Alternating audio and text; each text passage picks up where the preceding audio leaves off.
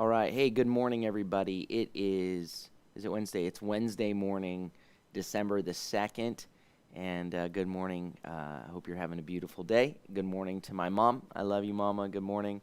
Good morning to Elizabeth and to Jesse and Philip and Salome. Good morning to Jerry and Janet and to Sonia, Naum, and Sarah. Good morning, you guys.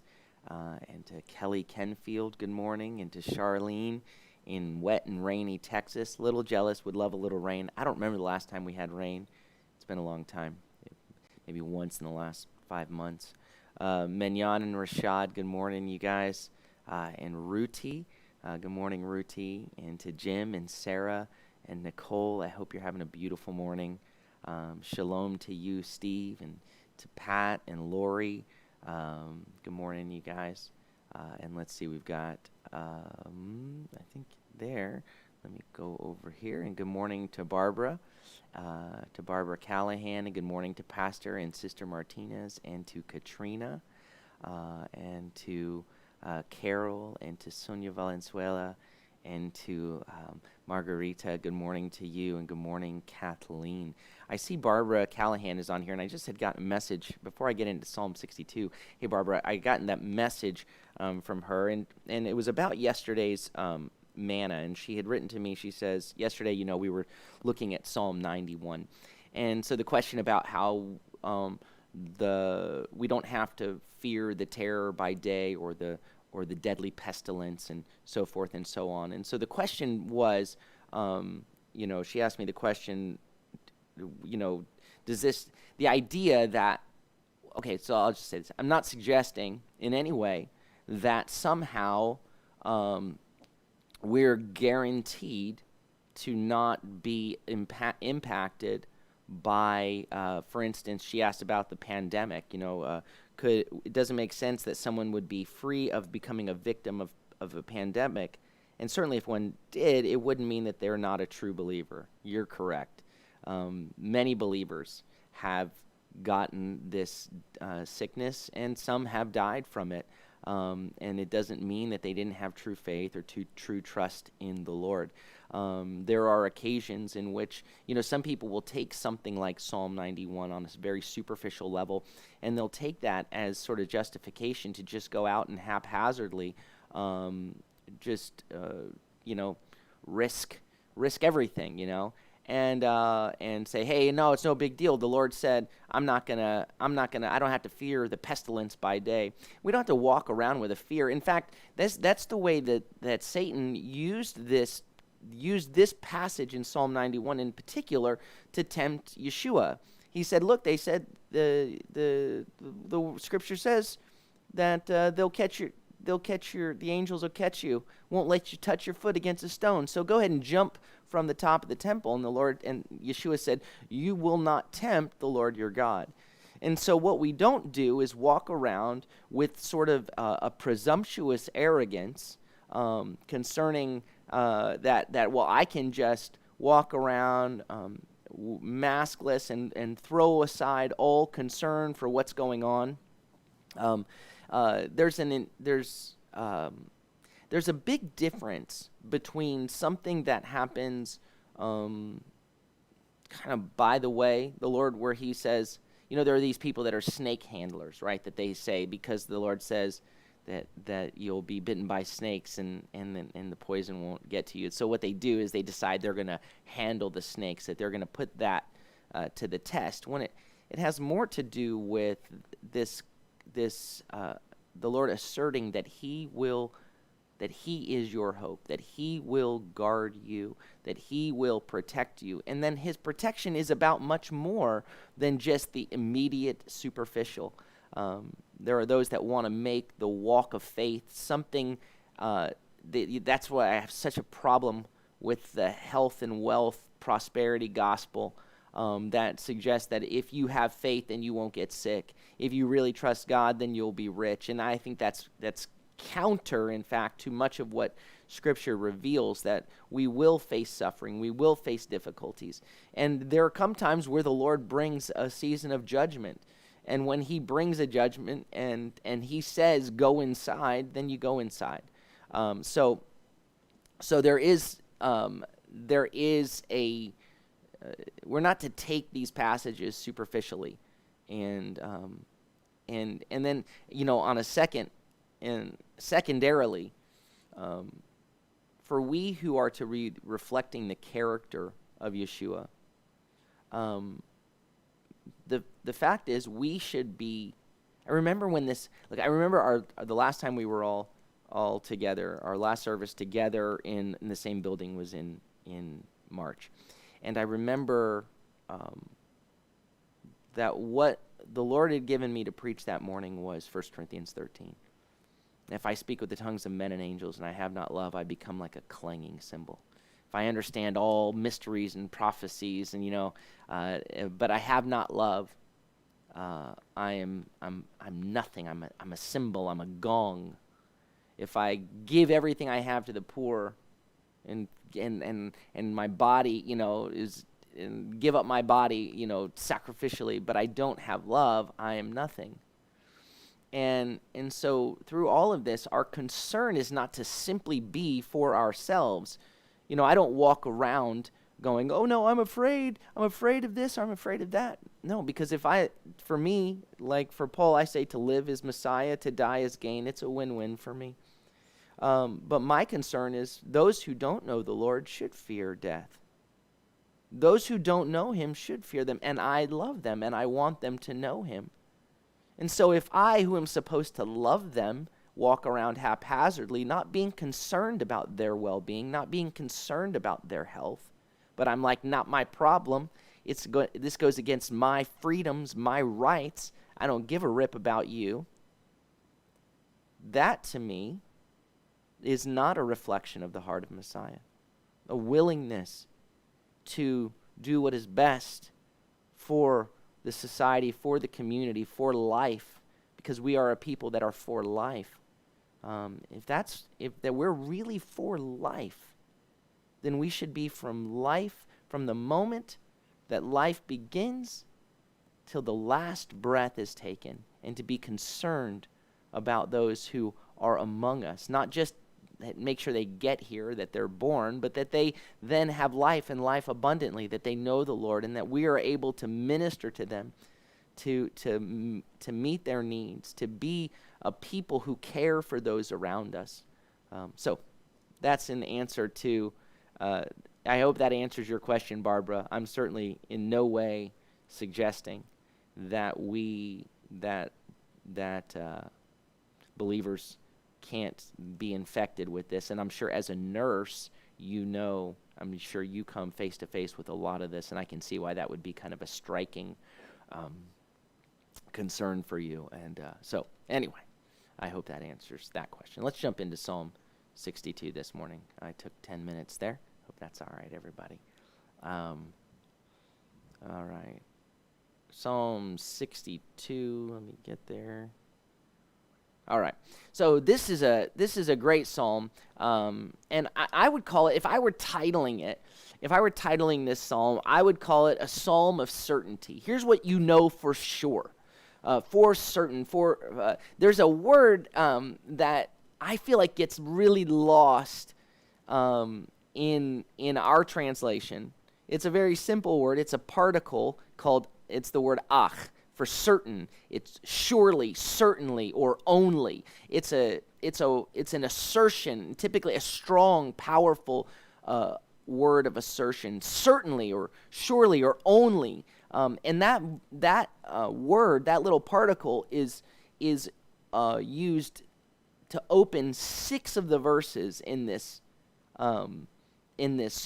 So in English, the word only gets mixed into kind of the middle of the verse, but it's the opening word, actually, ach, over and over, surely, certainly, over and over, so that it kind of ties everything together. Here's what I know for certain. And this psalm is a declaration of trust. It's a declaration of faith.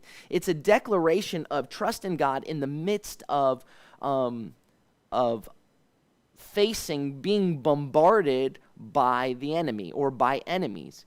in the midst of difficult times. It's an assertion of what I know for sure, over and over and over. This is certain. And so the opening verse opens up with ach Elohim al Elohim, only, surely to God, only in God or to God does my soul rest. Does my soul have stillness? We read, my soul wait in stillness only for God. But it says, only to God does my soul find rest. Does my soul have a stillness, a rest? From him comes my salvation.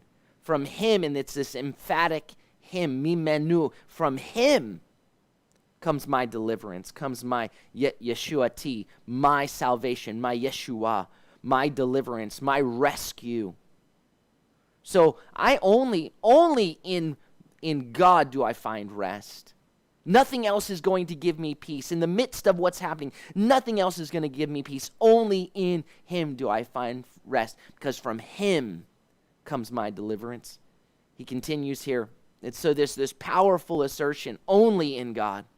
And then the next verse opens up, ach, only he, and it's this emphatic he, ach hu, only he is my rock, is tsuri, my rock. He is an enclosing wall. He is a, tsur can be a difficulty or a tight place that is difficult, but when he is my rock, he is my protection. He is the wall. When there is a siege, he is the wall that holds me in. He is the safe place. There are times when a tight place is right where you want to be. There are times when it's not where you want to be, right? But in a time of crisis, what you want is to be held in a tight place. When babies are born, we wrap them up in these blankets in a papoose, and you wrap up their feet. You make sure that there's a full securing there, that I've got you in the sense of security, to be held tightly. In a moment of fear when you're a child, to be held close. When I was a little kid, I preferred, when possible, I liked having my bed against a wall. It felt safer. And then when I was little, I liked putting my stuffed animals, who couldn't do anything, right? They're just stuffed animals, all around my bed. But they became like a wall. Well, he is that tsuri, my strength, my rock in whom, but he's more than stuffed animals, right? So that holds me strong. And he is, so ahu, only he, surely he is my rock. He is my fortress. He is my salvation, my Yeshuati. And he is, and then Misgavi, he is my high fortress. He is the fortress that is inaccessibly high. He is my salvation. He is my fortress. I will never be moved. And it says here, I will lo emot Rabbah, I will not be greatly moved. I will not be greatly wavered or staggered. So I will not be greatly shaken. So there's the sense that there's a shaking, but what I know is the big shaking, the heavy shaking, the terrifying shaking. He is my fortress. I will not be shaken. And then it ends with the word Rabbah, like greatly shaken. So right now we've had two of the ach statements where he says, only in God, surely in God does my soul rest. For certain, in God does my soul find rest. And for certain, only he is my rock and my salvation and my high castle, my fortress. Verse 4, now the focus in verse 4 switches to speaking to the enemy. He addresses the question that, how long? Until how? Or as far as how? When is this going to end? How long? How long will all of you assault a man? And the word used here for assault is tito tatu. Tito tatu. It's from hatat, which is to overwhelm with reproach, to damage a reputation. And so it says here, this verb is only in this verse. It is used in a complaint, asking God how long an enemy will heap reproach upon him, upon God's people. This complaint is caustic because of the ruthless intent of the enemy. Many translations take this word from the root huo, which is to shout at, or threaten, or assail.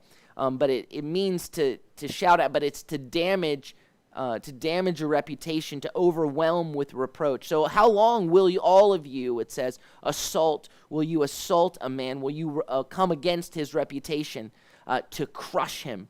And this is the word ratzach, which is to kill him, to murder him. That this assault, though it is assault of words, though it is a shouting, that its intent is destruction, is an assassination, even a character assassination, but to murder the spirit of this man.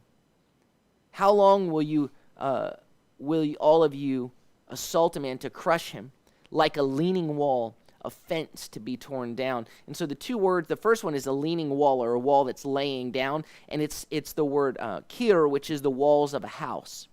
And then the second word is a fence, which is gader, which is a wall of field stones. So the idea is the assault, this verbal assault, this lying assault, this just overwhelming reproach to tear down a man, to damage his reputation is coming. And at first it's attacking him at his innermost place, at his house. But its intent is to fully take down the walls of all that protects him, of his whole territory, of his whole portion, of all of his land. So not to just take down the walls of his house, but to take down the walls of his land, of his field. So it's this murderous intent. And so the question here is, how long are you going to do this? And so verse 4 now leads us to another ach statement. To another statement of certainty, that now we know for certain that my hope is in God. Only in him is my rest. And we know for certain that God is my fortress and my salvation, my refuge, right? We know for certain that. But here's what we also know for certain is the intention of the enemy. Here it says, it opens with ach. It says, ach miseto, only, certainly, for sure, from the heights they seek to banish him. From the heights, they plan to banish him.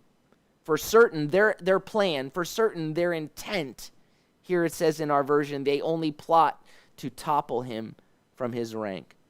For sure, certainly, their intention is to take him down from the place where he is, to bring him down, to bring him to ruin. Continues, delighting in falsehood. Yirtzu chazav, his delight, his desire, what pleases him is deception. What pleases him is falsehood. And so, and it continues, delighting in falsehood, they bless with their mouth, but inwardly they curse. So what's coming out of their mouth may be fine words, but the intention in their heart is destruction. So their words are coming to come at you, to come at your house, at your innermost place, and to come at everything surrounding you, to fully take you down, to take down the people of God. That's what the enemy does, right? The enemy comes to steal and to kill and destroy, and he delights in falsehood. He is defined. He is the father of lies. And so his goal is when the enemy attacks, right? He attacks your thoughts. He attacks He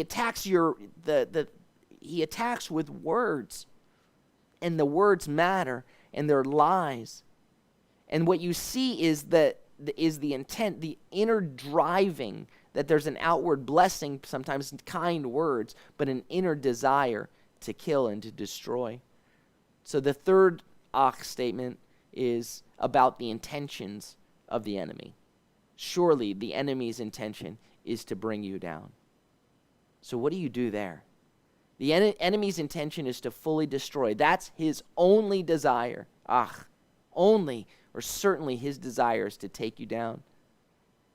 His inmost desire is deception, right?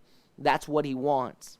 He speaks words that bless, So what can you trust? He speaks words with blessed, but what's in his heart are curses. So what can you trust? You can't trust what he says. You can only trust what do you do? And so that starts to bring who's for me, who's against me, I don't know. And there begins to be anxiety and fear, right? And uncertainty. And so now the psalmist again returns to what he said in verse 2. Verse 6 is a repetition, nearly an exact repetition, but slightly different. Ach le Elohim. Only, certainly to God is my rest. Certainly in God is my stillness, my silence, my rest. Ki mimenu, because from him, tikvati is my hope. So in verse 2, it said, from him is my salvation. From him is my rescue. And now there's this declaration, only in God, certainly in God I find rest. Despite the fact that I certainly have an enemy that's coming to try to take down the innermost walls and trying to take down the outermost walls. And his intention is to kill me. And I can't trust what he says because what's in his heart is deception. What do? I find stillness. Surely I find stillness in God. And despite what I can see in him, because from him is my hope. Mimenu tikvati. From him is my hope. My assurance that the salvation that I'm waiting for has not yet come, but it is certain. It will come in his time. Continues now with another repetition again, just like in verse 7 is a repetition of verse 3.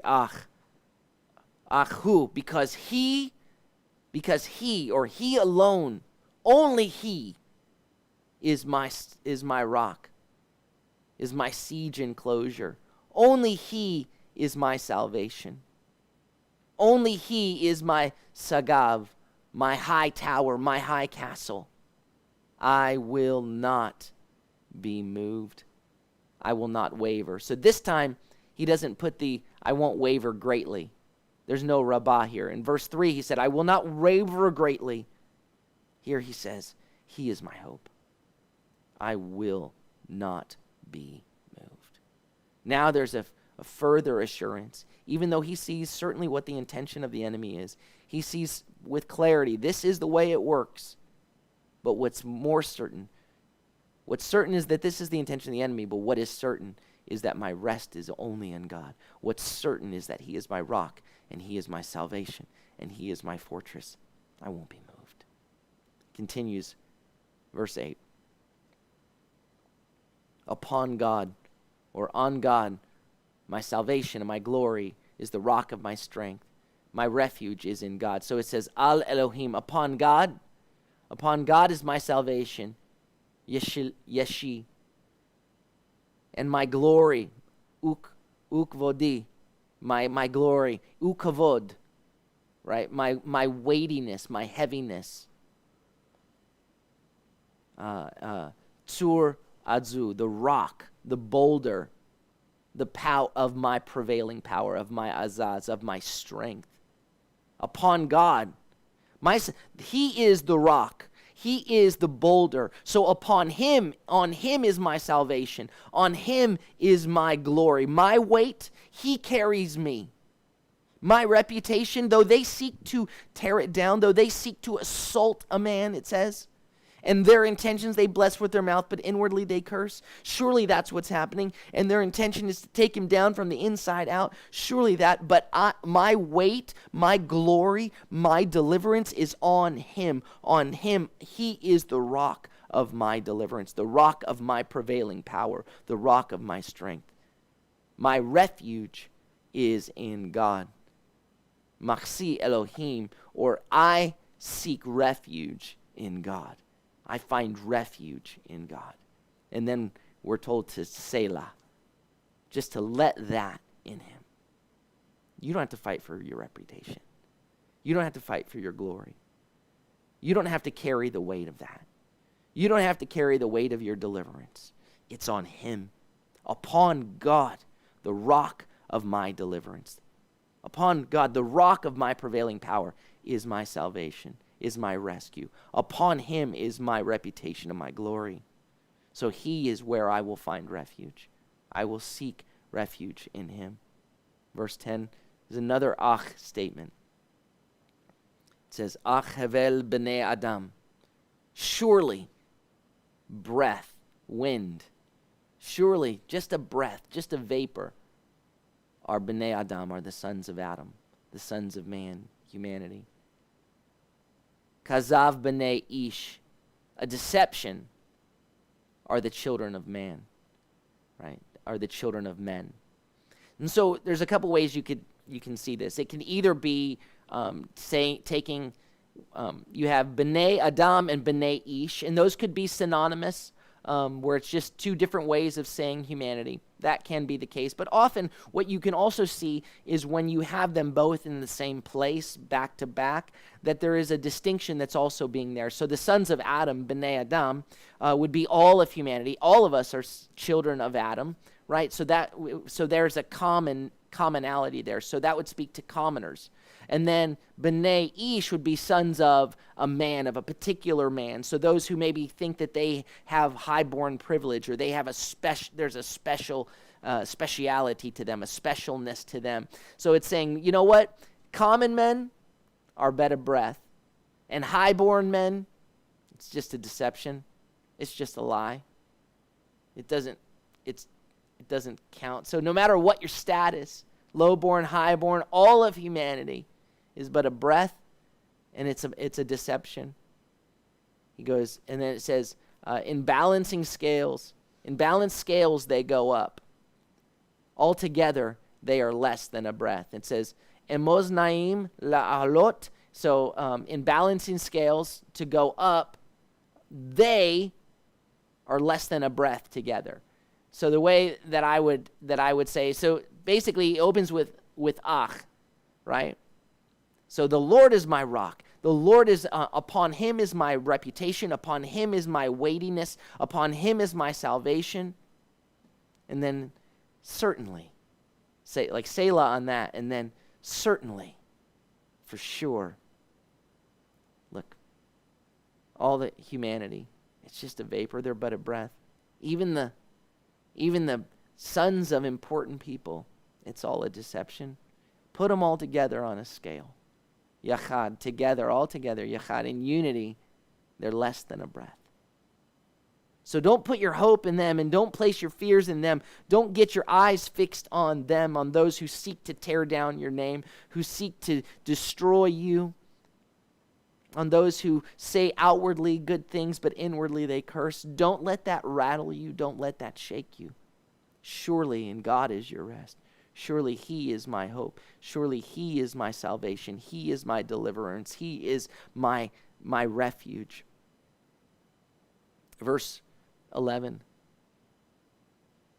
says, do not trust in extortion. Don't put your confidence. Don't put your confidence in extortion. And the word here is va'oshech, which has to do with extortion, exploitation, abuse, or oppression. So don't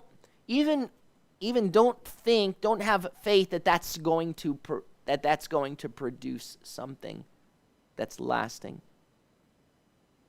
Sometimes our faith is in God, but because of our fears, what we're actually putting our hope in, or not our hope, but we're putting our confidence in, is that the oppression of humanity is going to be victorious, that the oppression of the enemy is going to be victorious. It says, don't put your trust, don't put your confidence in oppression. And do not put vain hope in plunder. It says, do not trust in the vanity in the breath, it says, of riches, in the powerful. Don't put your trust in the breath of the powerful. Though these things increase riches, do not set your heart on them. Or it could be, it's ki yanuv, for if they flourish, do not set on them your heart. Don't let your heart be focused on these things. It looks like they're prospering. Remember when the psalmist said, boy, I saw the way of the wicked, and it looks like he he has shalom, that he has prosperous. And I thought, have I wasted my time? Don't let your heart be shaken, it says. Don't put your confidence in the oppression of humanity, in extortion. Don't trust in the chayil, in the breadth of their wealth, in the breadth of their chayil is their valor, their strength, their wealth.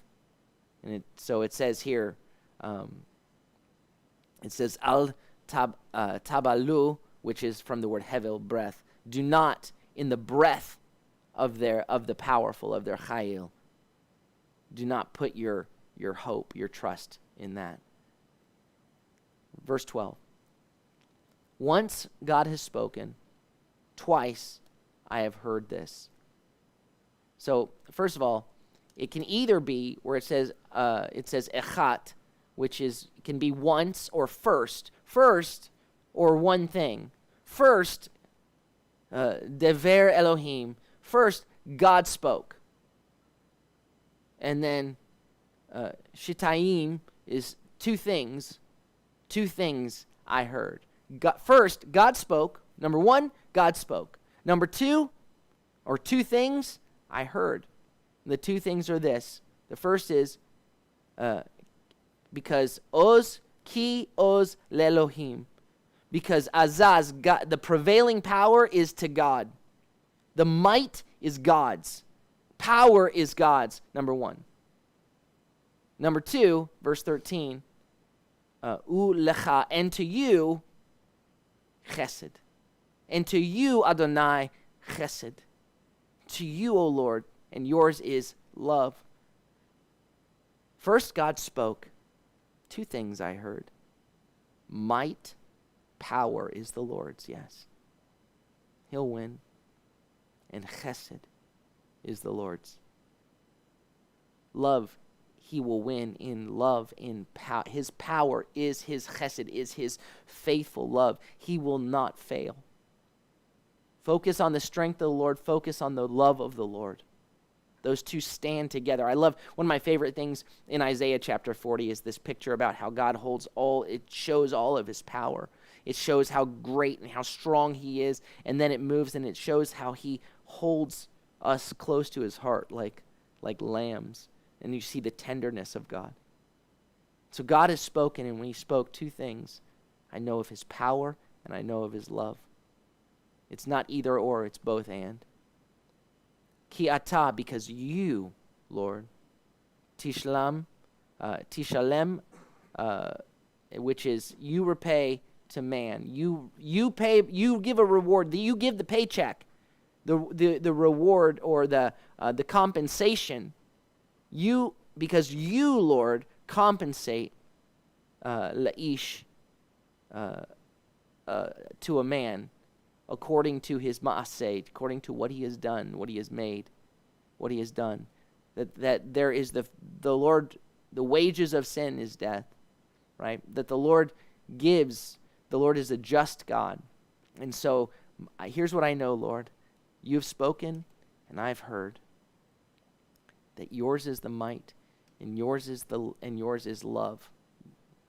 And you, Lord, are, and basically at the end it describes his justice. That the Lord sees, and the Lord repays. Each one will get a compensation according to what he has done. And so again, that's not about salvation being earned. That's not us earning our salvation. It speaks more to the justice of God. And of course, this is prior to the full revelation, the fullest revelation of his of being saved, not by what we have done. Where that wasn't always in full understanding. But this isn't about salvation. This is about the justice of God. That he is a just God. That he is powerful. That he is loving. And he is just. And we find hope in him and we find rest in him. Certainly, no matter what. Surely, surely, surely, surely. Over and over. 6 times in this passage. Surely God is my rest. Only in God is my rest. Certainly, he is my salvation. He is my fortress. He is my deliverer. He is the rock upon whom I stand. Certainly, the enemy is planning to take me down. But certainly God is my rest. And certainly God is my rock and my salvation. He is my hope. Certainly humanity is just a breath. No matter if you're rich or poor, together on the scales, all our weight is just a breath. So don't put your trust in what you see. Don't put your confidence in the oppression that you observe. Don't think that that plunder, that the robbery of the wealthy, that all of those things are going to amount to anything. God has spoken. Two things. He is powerful, and He is loving, and He is just. Amen? All right. Well, let me say good morning to anybody that I missed. I feel like my eyes are getting worse and worse and worse. Seriously. All right.